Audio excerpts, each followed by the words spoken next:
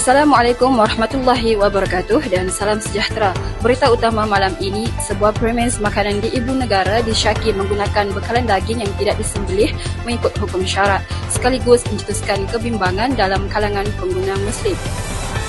Menurut sumber dari pihak berkuasa agama, daging yang digunakan dipercayai tidak melalui proses penyembelihan yang sah di sisi Islam, termasuk tidak disembelih oleh Muslim serta tiada lafaz nama Allah ketika penyembelihan dilakukan. Penipuan status halal seperti ini bukan sahaja satu pengkhianatan kepada pengguna Muslim, malah boleh mengundang kesan besar terhadap akidah kerana makanan yang haram boleh menjejaskan ibadah dan keberkatan hidup. Pihak JAKIM dalam kenyataan rasmi menegaskan bahawa setiap premis makanan yang ingin menggunakan bahan mentah berasaskan haiwan wajib memastikan ia disembelih mengikut syarak, iaitu disembelih oleh seorang Muslim, menyebut nama Allah ketika penyembelihan, menjalankan sembelihan dengan alat yang tajam dan tidak menyiksa haiwan, menyembelih pada urat halkum, meletakkan saluran makanan dan saluran darah utama. Hasil pemeriksaan daripada pihak kami mendapati bahawa premis ini telah gagal mengemukakan bukti yang jelas bahawa sumber daging diperoleh daripada pembekal yang memiliki sijil halal yang sah, dan kami juga mendapati bahawa beberapa dokumen pembelian mencurigakan daripada syarikat yang tidak berdaftar dengan JAKIM. Sekian daripada kami, terima kasih. Kes ini kini sedang disiasat di bawah Akta Perihal Dagangan 2011 dan jika disabitkan kesalahan, pihak terlibat boleh dikenakan denda sehingga RM5 juta atau penjara. Saya selalu makan kat sini. Saya tak sangka daging yang digunakan rupanya tak halal. Ini amat mengecewakan dan saya rasa tertipu. Umat Islam diingatkan agar sentiasa berhati-hati dalam memilih tempat makan, semak pensijilan halal premis dan tidak teragak-agak untuk melaporkan sebarang keraguan kepada pihak berkuasa. Demikian laporan khas pada malam ini. Pastikan anda cakna soal halal demi menjaga kesucian ibadah dan ketenangan hati. Saya Fazla Bakri melaporkan untuk berita terkini pada hari ini. Wassalamualaikum warahmatullahi wabarakatuh.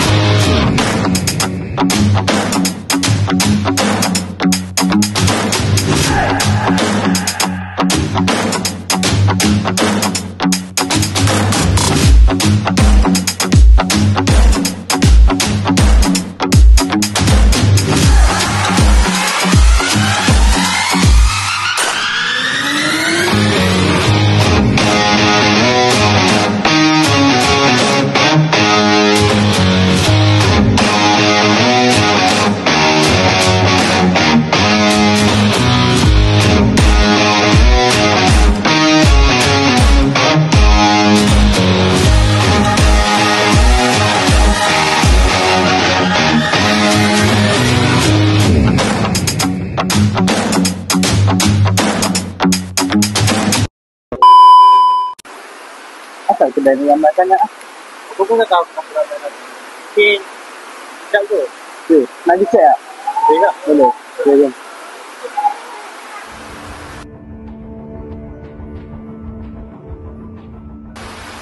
Bang, ni bang.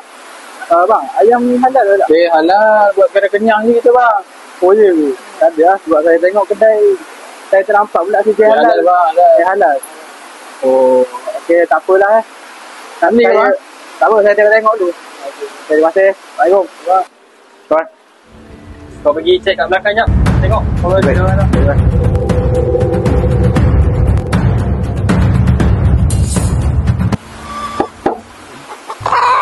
Apa kepala? Mana pakai kepala orang ni? Senang potong tu. Banyak ayam ni.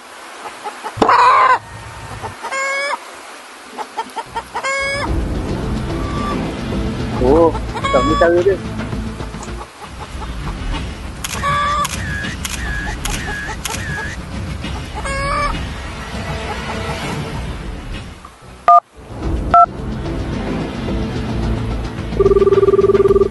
Hello, Assalamualaikum tuan. Waalaikumsalam tuan. Saya nak buat laporan ni.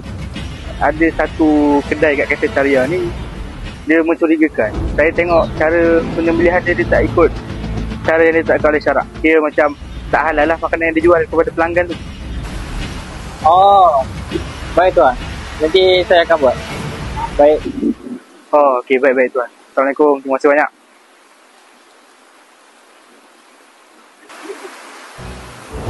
Minta untuk semua beredar ya daripada kedai ni. Kedai ni akan ditutup. Okey? Cik, saya daripada pengawas kuasa. Saya datang untuk menangkap cik kerana telah melanggar peraturan iaitu tiada sedia halal dan tiada cara penyembelihan yang salah.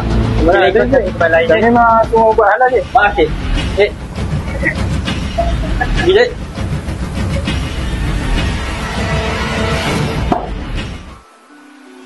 Ya, Assalamualaikum tuan. Waalaikumsalam.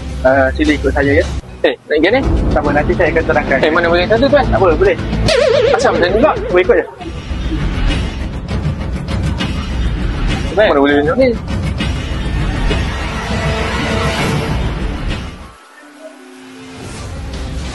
Okay, minta kerjasama ya semua. Sila ikut kami ke pejabat untuk siasatan yang lebih lanjut. Kau ni apa cakap? Pandang kerja kau. Tak.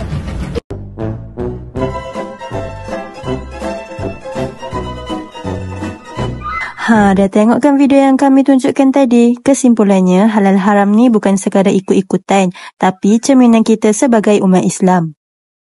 Bila kita jaga apa yang masuk dalam badan, insya-Allah hidup kita lebih bersih, sihat dan penuh keberkatan.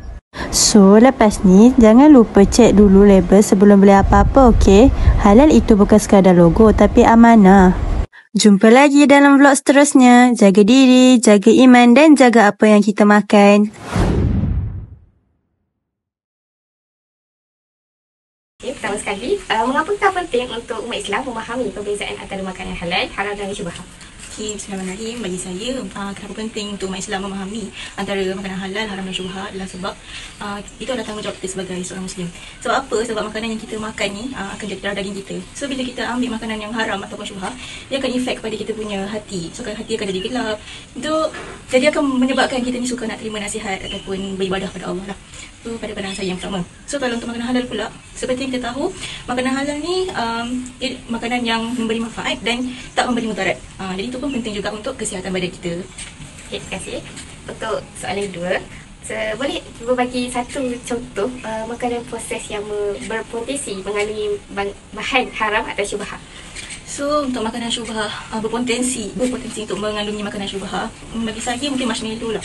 Sebab apa, pernah viral kan satu masa dulu, ada satu list yang dia guna gelatin ataupun bahan-bahan dalam ingredient dia ada kod EEE tu kan. Yang tu katanya daripada khinzir, daripada benda yang haram lah.